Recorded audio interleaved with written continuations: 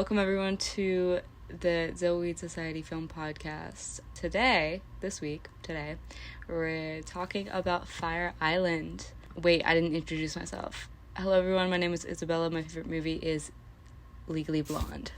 My name is Max. My favorite movie is Shiva Baby. So today we are talking about Fire Island, the movie directed by Andrew Ahn. The synopsis on Letterboxd is: two gay best friends take a trip to the Pines, a hamlet in New York's Fire Island that's a hotspot for queer culture. Over the course of their vacation, they party with friends and develop flirtations with two other significantly wealthier vacationers. I liked the movie. I thought its cast was really good. The main actor in it, the lead role, I haven't seen anything that he has been in. I don't think he's been in much. He was just a comedian. Yeah, he has one comedy special out. His name is Joel Kim Booster is his name. Well, I watched this movie this morning, and Max literally just finished this movie. I just finished it 10 minutes ago.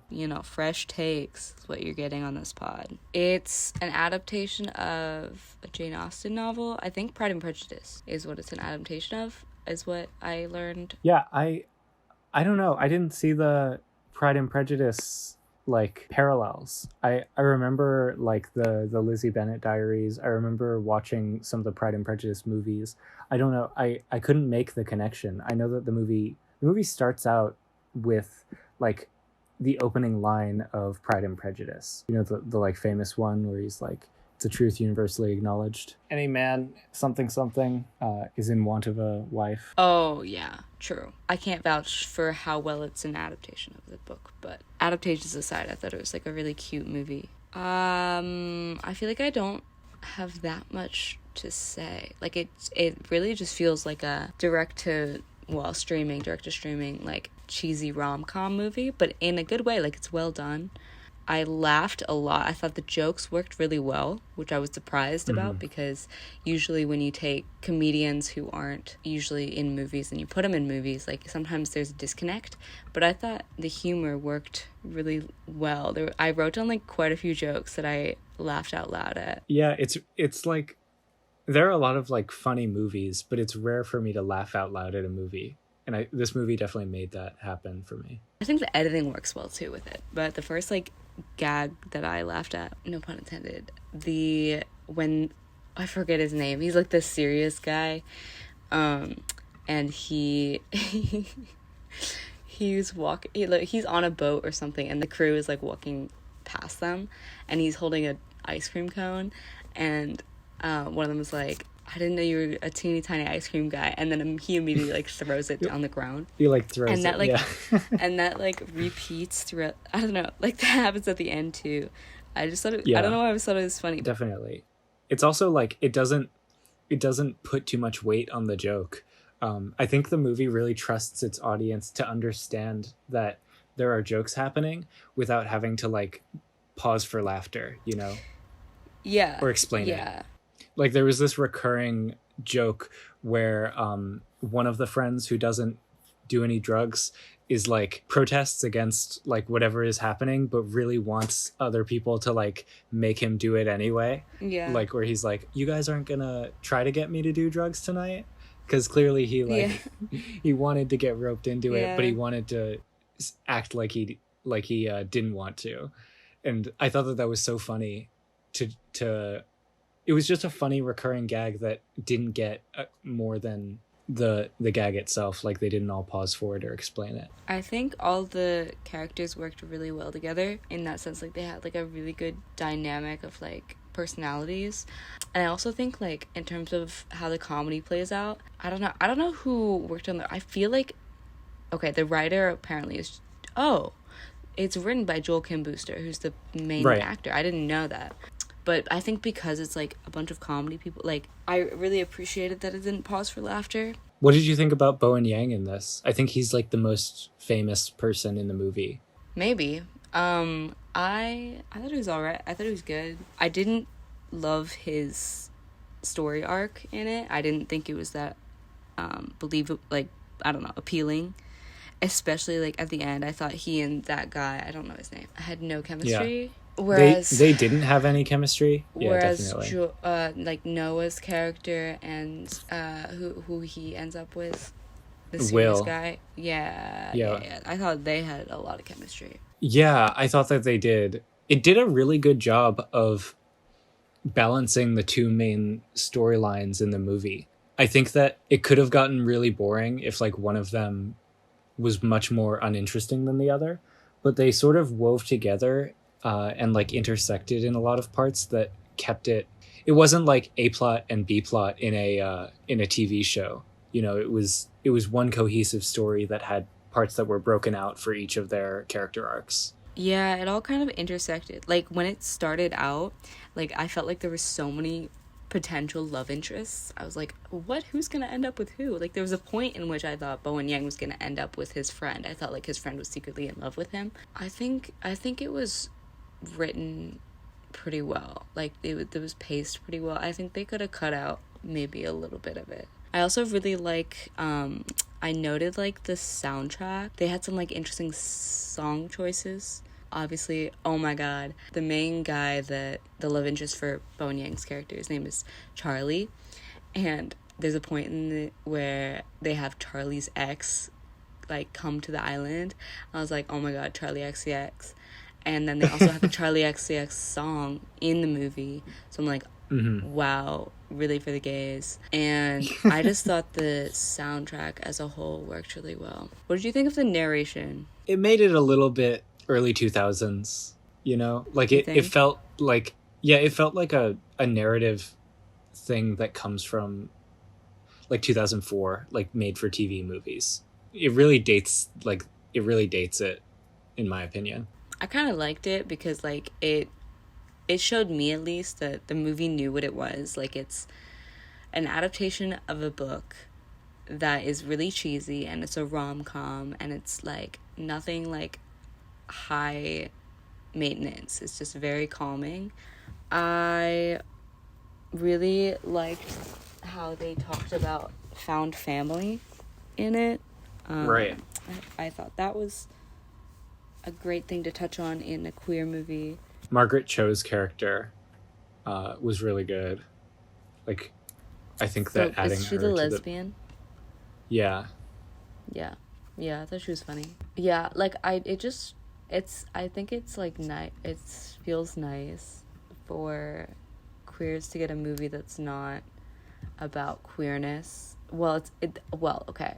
So this is like extremely gay movie, but it's not talking about like the struggles of it per se. I mean, that's an underlying thing with Bowen Yang's character. He feels like he can't find love, but I think it's more so on just the relationships between these characters than focusing on their sexuality. You know what I mean? Yeah, it takes their queerness for granted in a way that is really relaxing. It takes their queerness for granted in that it doesn't have to do the origin story or whatever. It doesn't have to like explain how they interact with straight people. Yeah, it's very character driven because it doesn't have to do all of this Love, Simon like coming out stuff, you know? Yeah. Like my family doesn't accept me, whatever. Like they talk about it because it's like a normal thing for people to talk about. Like people talk about it, but it's not like the focus of the movie. Yeah, for sure. Yeah, and it really emphasizes like their own like familial aspects to each other, which was really sweet to see in a movie. I also thought like another technical aspect, I thought the lighting was pretty good in the party scenes. I thought they used lighting really well, especially colorful lighting. Totally. It didn't feel like a low budget made for streaming movie, which is what I expected it to be when I came into it.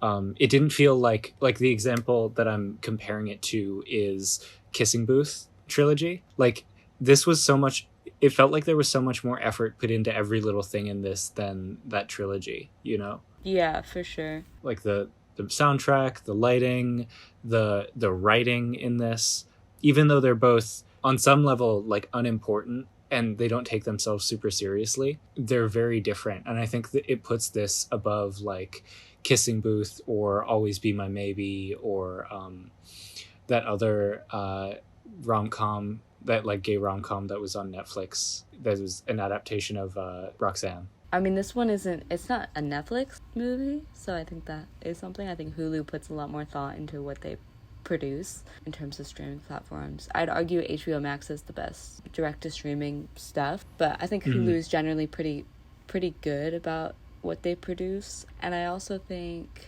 like they were given a lot of creative freedom, it looks like, with this. I don't know. It just seems like a really well put together story, and it's got like all the right moments in it. You know, it's got all the right twists and turns. Also, I appreciated the Quibi representation, talking about streaming platforms. I thought that was funny. Like a funny way to like bring in that part of the movie when she reveals that they're broke or whatever. It's because she's an investor of Quibi. I thought that was really funny. Yeah, there were so many like, I don't know, timely things that came totally out of left field that made me realize that it's happening in the present day. When he says like, "You're the one who told me Call Me by Your Name was boring," or whatever. Oh yeah, I just I missed don't that. expected, like I didn't expect them to talk about modern pop culture, but it made it feel very real, and it made it feel almost like a period piece set in the present day. I mean, it definitely is, but I also think it's those types of things that tend to date movies like this, but I don't think that's necessarily a bad thing. Like, I don't think I would watch this movie more than once, to be frank, but for what it is, like, it's pretty cool to see. I just thought it was a funny gag. It's kind of like what they do on SNL. It's like they make jokes about current pop culture things. But it also, yeah, like it balances them, because there are movies that are entirely like pop culture references that get dated like really fast. Yeah. But this wasn't that. Like some parts of it would definitely stand up, you know, in 5 years. For sure. I don't think that people are going to remember who, well, maybe this is heresy for me to say. I don't think people are going to remember who Marissa Tomei is, like maybe like 50 years from now, unless you're like a real hardcore, you know, gay. I had to look up who Alicia Vikander was. I don't know who Alicia Vikander is. No, that was the other joke. Oh yeah. She is the robot in Ex Machina, and they were like, robot, beep boop, beep up. Oh, that makes sense. Yeah, so they reference like all these. Yeah, that's funny. I thought it was interesting to focus on like an island where there's literally only gay people, only gay men, basically, other than a few lesbians, but like basically only gay men. Like, I think that was a really interesting choice to have, but it is like a place where they are surrounded by people like them, which I think is really hard to find for a queer person nowadays. Probably easier now than it was in the past. Yeah, but like you're never gonna have like a place where you can go in, like a store, and everyone in there is gay, like even the cashier or like. I don't know. Have you been in the Kramer books? I think I'm just saying, like, I think the imagery of an island like works to serve that narrative pretty well. Do you have any other thoughts on this? I liked the dialogue. I think I said this earlier, but I thought that the dialogue was very like, it was very witty. There was a lot of like just good repartee between the different characters that didn't feel like it made itself above the possibility of happening in the real world, and that was really cool to see. Yeah, like I think the humor, well, it like made me laugh out loud. Like I think that I have friends who would say the same things. Like I think it felt pretty real, but I just liked the friendships, and I thought the dialogue worked with that. Yeah. So what would you rate it? I gave it a 3.5 because I thought it was really well made, but I didn't think that I was gonna watch it again. And it's just like a cute movie that I think I wasn't particularly the direct audience for, but I really appreciated it anyway. What'd you give it? I also gave it a 3.5, but I think I gave it my 3.5 is like a higher rating than your 3.5. I 3.5 is like the point where I would probably rewatch it at some point, or I could see myself rewatching it. Yeah. I really liked it. I think I would recommend it to other people that I know. Yeah, I don't know if I would sure. recommend it to any like straight people that I know who aren't like super adventurous. Yeah, yeah. I was thinking about that. I was like, there were certain scenes that I think would scare maybe some straight people. But it does a little bit of the love simoning of like he's like, I don't want someone just to have sex with. Like I also want, I want romance. And I feel like that's a theme that straight people can understand. Yeah, and latch on to. But I also think it had like a good enough diversity of like they're on the island for that, and they had like a lot of their friends like just like that was their goal. Right. So I think Bone Young was his character was an outlier in that idea, maybe. But I did like this movie. I watched it this morning and it put me in a really good mood. I remember I had to pause it halfway through and I was like, when can I get back to the movie? Hey everyone, I just wanted to pop in and remind you all that our website, which is linked in the description, is constantly being updated with new movies and new information. If you want to vote in this year's upcoming Dillies, we have a form that you can fill out there. You can also check out our archive as well as our formal rules and regulations. And please feel free to reach out to us with any suggestions or inquiries. We are responsive through email and also Instagram messaging. I also want to encourage you to share the pod or our website with any of your film friends. We'd love to have anyone and everyone participate and vote in this year's awards. All right, back to this week's episode. So that was Fire Island. Now we're going to get into our recommendation section. But Max, would you like to start? I am totally out of movies that I've seen this year that I could recommend. The only two that I haven't recommended that I saw this year that came out this year are Jurassic World and Death on the Nile, both of which I gave 2 stars. Yeah, so, yeah, see, I'm kind of in the same boat. Like, there's some that I have seen, but I wouldn't recommend. I could recommend Jurassic World just because I'm a big fan of those movies, but I have a recommendation from this year if you want to choose one from a few years ago. Oh, yeah. I could recommend the movie I saw last night. I saw a screening of the 1980 film 9 to 5 last night, and I would love to recommend that. In 9 to 5, a powerhouse cast comes together over hating their job, and chaos ensues. This stoner comedy stars Dolly Parton, Jane Fonda, and Lily Tomlin. It's a huge recommendation from me for a fun, optimistic, cathartic experience. Would you say it's a stoner comedy?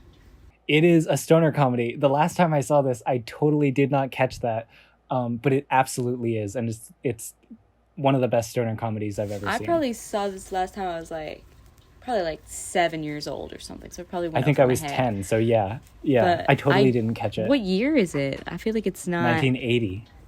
Interesting. Okay. Well... It is such a feel-good movie, very chaotic comedy, and it's so optimistic at the end. It really makes you believe that a better world could be possible in terms of not hating your job anymore. Yeah. I never get enough of Dolly Parton. Oh my god, Lily Tomlin? Yo. Yes. I gotta rewatch that. Okay. You gotta. It's so all right. good. Well, this week I am gonna recommend Jeen-Yuhs, the Kanye trilogy on Netflix. Now this would technically be eligible for the documentary category based on the nominations last year, but it's a 3-part docu-series which documents a lot of Kanye's rise to stardom. But basically the filmmaker Cudi had all this footage from back in the day, and he decided to put together this series. And honestly, it just feels really amazing to be able to see the footage, and I feel really lucky that it exists. But it is, I don't know, it's just, I think the first 2 episodes are very well done, and I really recommend. There's only so many movies that we've seen this year, so going forward we might tend to include more movies from past years in our recommendations, just depending on what we've seen. Because, there's always the Time Traveler Award. But yeah, that's our podcast this week. We will see you guys again next Monday. Thanks for listening. Thanks for listening.